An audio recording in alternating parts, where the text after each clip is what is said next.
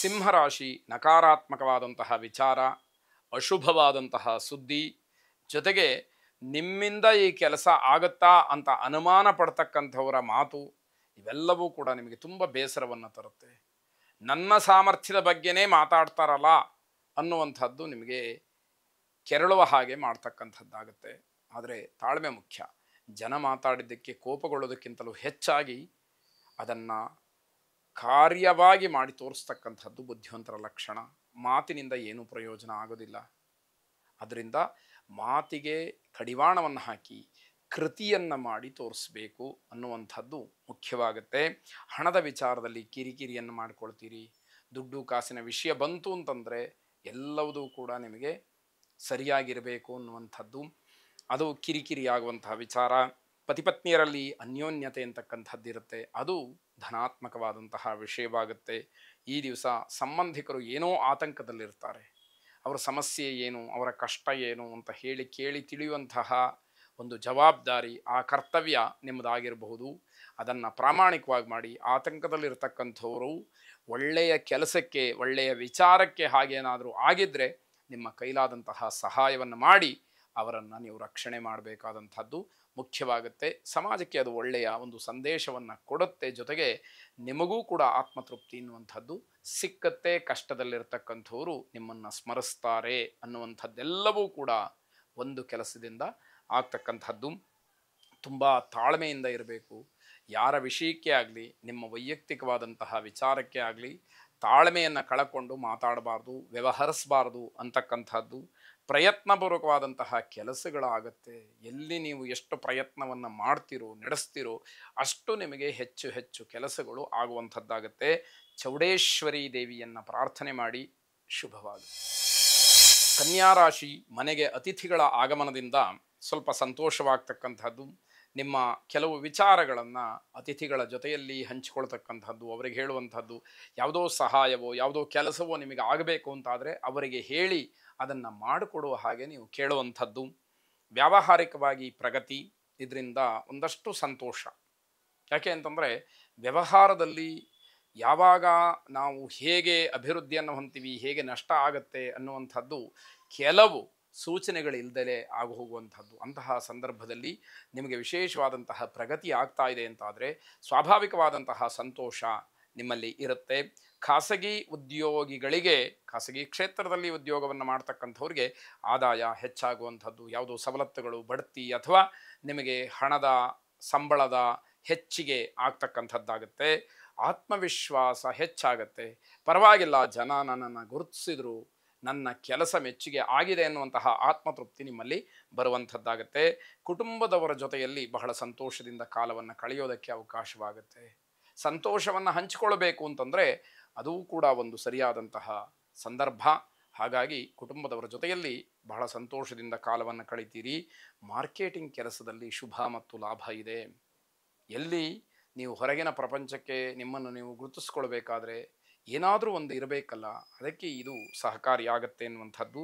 ಮಹಾಲಕ್ಷ್ಮಿಯನ್ನು ಪ್ರಾರ್ಥನೆ ಮಾಡಿ. ನಮಸ್ತೆಸ್ತು ಮಹಾಮಾಯೇ ಶ್ರೀಪೀಠೆ ಸುರಪೂಜಿತೆ ಶಂಖ ಚಕ್ರ ಗದಾಹಸ್ತೆ ಮಹಾಲಕ್ಷ್ಮೀ ನಮೋಸ್ತುತೆ ಎಂಬ ಪ್ರಾರ್ಥನೆ ನಿಮ್ಮದಾಗಿರಲಿ. ಶುಭವಾಗಿ. ತುಲಾರಾಶಿ, ಕುಟುಂಬದಲ್ಲಿ ಸಂತೋಷವಾದಂತಹ ವಾತಾವರಣ, ಎಲ್ಲ ವಿಚಾರಕ್ಕೂ ಕೂಡ ಮನಸ್ಸಿಗೆ ಏನೋ ಸಮಾಧಾನ ಸಿಕ್ಕುವಂತಹ ಸಂದರ್ಭ. ಇದಕ್ಕಿಂತ ಆನಂದ ಇನ್ನೇನು ಬೇಕು ಅನ್ನೋ ಹಾಗಾಗತ್ತೆ. ಪ್ರೀತಿ ಪ್ರೇಮಗಳಲ್ಲಿ ತಪ್ಪು ತಿಳುವಳಿಕೆ ಬೇಡ. ಒಬ್ಬರನ್ನೊಬ್ಬರು ಅನುಮಾನ ಪಡ್ತಕ್ಕಂಥದ್ದು ಬೇಡ. ಬೇರೆಯವರ ಬಗ್ಗೆ ತುಂಬ ಅವರ ವ್ಯಕ್ತಿತ್ವಕ್ಕಿಂತ ಕೆಳಮಟ್ಟಿಗೆ ಯೋಚನೆ ಮಾಡ್ತಕ್ಕಂಥದ್ದು ಬೇಡ. ವೈಯಕ್ತಿಕವಾದಂತಹ ವಿಚಾರಗಳನ್ನು ಹೆಚ್ಚು ಕೆದಕುವಂಥದ್ದು ಬೇಡ. ಇವೆಲ್ಲವೂ ಕೂಡ ಸರಿಪಡಿಸ್ಕೊಳ್ಬೇಕಾದಂತಹ ಅಂಶಗಳಾಗಿರುತ್ತೆ. ಧನಾತ್ಮಕವಾದಂತಹ ಶಕ್ತಿ ನಿಮ್ಮದಾಗುವಂಥದ್ದು. ಹಾಗಾಗಿ ಮನಸ್ಸಿನಲ್ಲಿ ಯಾವುದೇ ರೀತಿಯ ಋಣಾತ್ಮಕ ಯೋಚನೆಗಳು ಬರದೇ ಇದ್ದಾಗ ನಿಮ್ಮಲ್ಲಿರ್ತಕ್ಕಂತಹ ಶಕ್ತಿ ಇನ್ನಷ್ಟು ಮತ್ತಷ್ಟು ಪುಷ್ಟಿಯನ್ನು ಪಡ್ಕೊಳ್ಳುತ್ತೆ ಅನ್ನುವಂಥದ್ದಾಗತ್ತೆ. ಇಂಜಿನಿಯರಿಂಗ್ ವಿದ್ಯಾರ್ಥಿಗಳಿಗೆ, ಇಂಜಿನಿಯರ್ಸ್ಗೆ, ಆ ಕ್ಷೇತ್ರದಲ್ಲಿ ಕೆಲಸ ಮಾಡ್ತಕ್ಕಂಥವ್ರಿಗೆ ಒಂದಷ್ಟು ಅಸಮಾಧಾನ, ಆ ಕೆಲಸದಲ್ಲಿ ಓದಿನಲ್ಲಿ ಸಮಾಧಾನ ಅಂತಕ್ಕಂಥದ್ದು ಸಿಕ್ಕದೇ ಇರುವಂಥದ್ದಾಗತ್ತೆ. ಕಾರ್ಯಕ್ಷೇತ್ರದಲ್ಲಿ ತುಂಬ ಪರಿಶ್ರಮವನ್ನು ಪಡಬೇಕಾದಂತಹ ಸಂದರ್ಭಗಳು ಹೆಚ್ಚು. ಒಂದು ಸಣ್ಣ ಕೆಲಸವನ್ನು ತುಂಬ ಶ್ರಮಪಟ್ಟು ಮಾಡಬೇಕಾದಂತಹ ಪರಿಸ್ಥಿತಿ ಬರುತ್ತೆ. ಇದೆಲ್ಲ ಗ್ರಹಚಾರ, ಗ್ರಹಗತಿ, ಬಲ ಅನ್ನುವಂಥದ್ದನ್ನು ತಿಳ್ಕೊಳ್ಬೇಕು. ಇಲ್ಲದೇ ಇದ್ದರೆ ಅಷ್ಟು ಸಣ್ಣ ಕೆಲಸಗಳು ಶ್ರಮವನ್ನು ಪಡಬೇಕಾದಂತಹ ಪ್ರಮೇಯ ಇರೋದಿಲ್ಲ.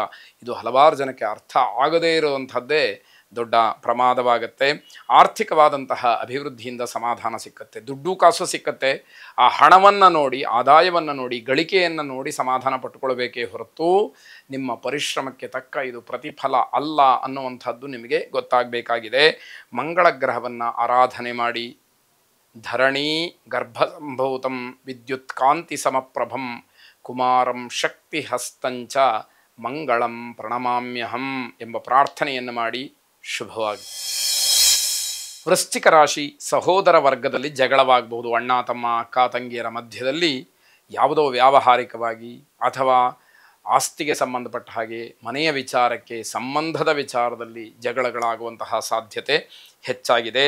ಪ್ರೇಮಿಗಳಿಗೆ ತುಂಬ ಶುಭವಾದಂತಹ ದಿವಸ ಇದಾಗಿದೆ.